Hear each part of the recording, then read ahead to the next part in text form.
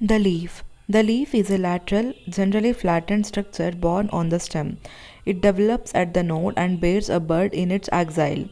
The axillary bud later develops into a branch.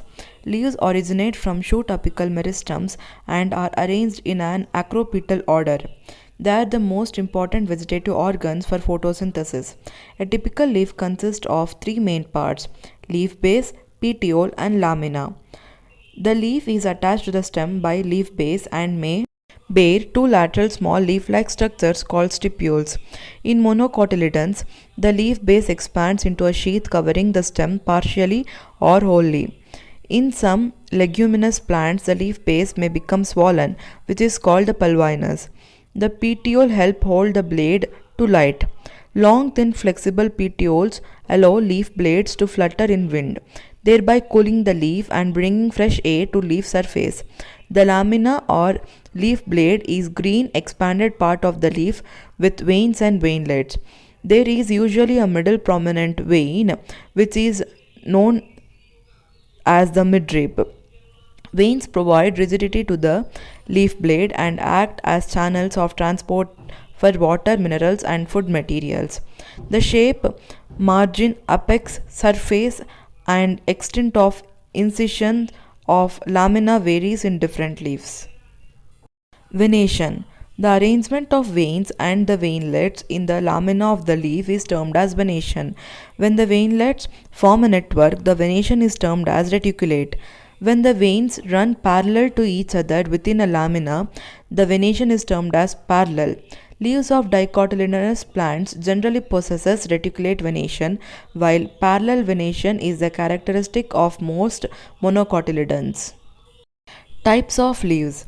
A leaf is said to be simple when its lamina is entire or when incised. The incisions do not touch the midrib. When the incisions of the lamina reach up to the midrib, breaking it into number of leaflets, the leaf is called compound. A bud is present in the axil of petiole in both simple and compound leaves, but not in the axil of leaflets of the compound leaf. The compound leaves may be of two types. In pinnately compound leaf, a number of leaflets are present on a common axis, the rachis, which represents the midrib of the leaf as in neem. Figure 5.7. Structure of a leaf. A. Parts of a leaf. B. Reticulate venation. C. Parallel venation. Figure 5.8. Compound leaves. A. Pinnately compound leaf. B. Palmately compound leaf. In palmately compound leaves, the leaflets are attached at a common point, that is, at the tip of petiole, as in silk cotton. Phyllotaxy. Phyllotaxy is a pattern of arrangement of leaves on the stem or branch. This is usually of three types: alternate, opposite, and rolled. In alternate type of phyllotaxy, a single leaf arises at each node in alternate manner, as in China rose, mustard, and sunflower plants. In opposite type, a pair of leaves arise at each node and lie opposite to each other, as in Calotropis and guava plants. If more than two leaves arise at a node and form a wall, it is called rolled, as in Alstonia.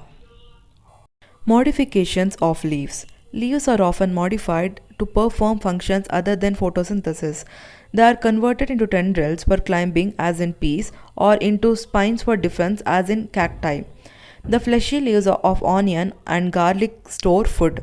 In some plants, such as Australian acacia, the leaves are small and short lived. The petioles in these plants expand, become green, and synthesize food. Leaves of certain insectivorous plants, such as picture plant, Venus flytrap, are also modified leaves. Figure 5.9.